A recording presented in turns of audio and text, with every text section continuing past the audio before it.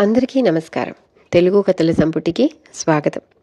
నేను చెప్పే కథలు కనుక మీకు నచ్చినట్లయితే తప్పకుండా లైక్ చేసి, షేర్ చేసి, సబ్స్క్రైబ్ చేసుకోండి. చందమామ కథల్లో చమత్కారానికి సత్కారం. ఇది రాసిన వారు ఎస్విఆర్ సత్యనారాయణమూర్తి గారు. నగరానికి పోయే దారి పక్కన ఉన్న ఒక చెట్టు నీడలో ఇద్దరు మనుషులు నిద్రపోతున్నారు. వాళ్ల పక్కన ఉన్న మూటలకు మరొకడు కాపలా కూర్చున్నాడు. ఆ సమయంలో అక్కడికి ఇంకొకడు వచ్చి వాళ్లకు కొంచెం దూరంలో చెట్టు నీడన కూర్చున్నాడు. ఈ కొత్తగా వచ్చిన వాడి దుస్తుల తీరు చూస్తే ధనికుడిలా ఉన్నాడు. అతను కాపలా కూర్చున్న వాడికేసి నిద్రపోతున్న వాళ్లకేసి చూశాడు. వాళ్ళు చాలా బీదవాళ్లని అతడికి తోచింది. ఎవరు మీరు అని అడిగాడు ధనికుడు.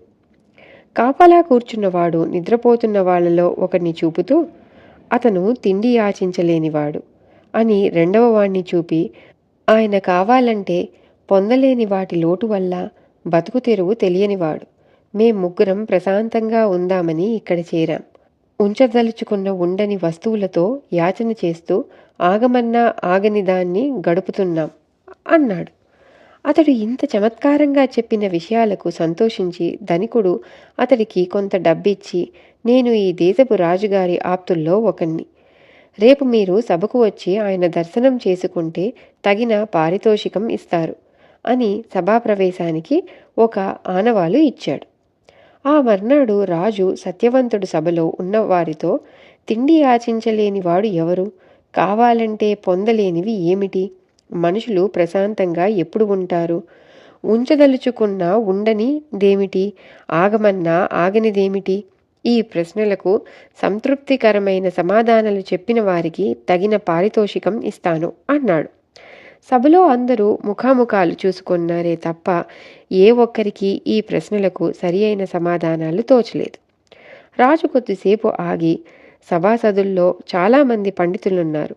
అలాంటి వారికి కూడా ఈ ప్రశ్నలకు సమాధానాలు దొరక్కపోవడం ఆశ్చర్యంగా ఉంది అన్నాడు చిరాకు పడుతూ.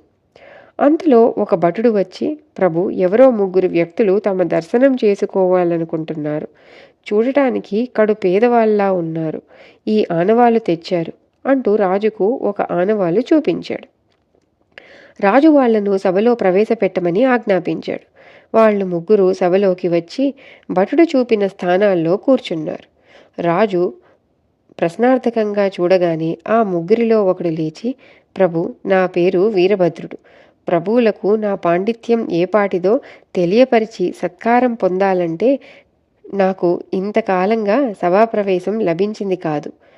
నా తండ్రి అన్నలను వెంటబెట్టుకొని చాలీచాలని తిండితో కాలం గడుపుతున్నాను. అదృష్టం కొద్దీ నిన్న ఒక ధనికుడు సహాయం చేసి ఆనవాలు ఇవ్వడం వల్ల ఇక్కడికి రాగలిగాను అన్నాడు. అప్పుడు రాజుగారి అంతరంగికుడు సారథి ఆసనం మీద నుంచి లేచి, మహారాజా, తమకు మనవి చేసింది ఇతని గురించే అన్నాడు. అంతలో సభాముఖాన చిన్న కలకలం రేగింది.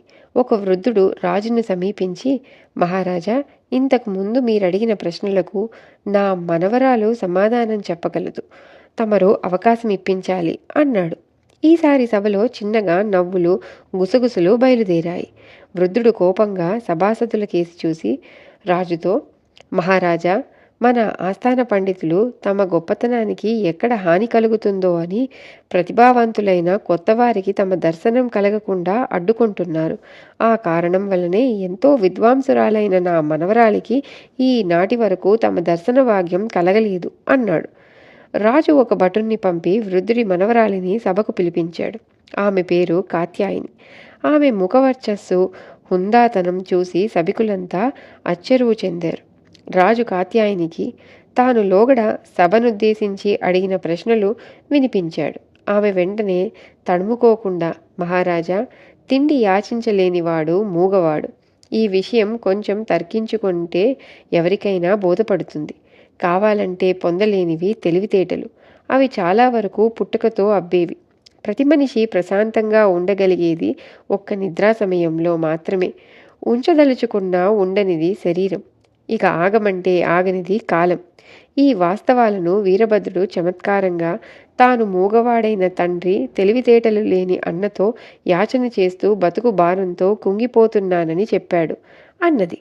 ఆ సమాధానానికి రాజు సత్యవంతుడితో పాటు సభలోని వారందరూ హర్షధ్వానాలు చేశారు. రాజు వీరభద్రుణ్ణి, కాత్యాయని ఎంతగానో ప్రశంసించి వారిని ఘనంగా సత్కరించాడు. ఇది కథ.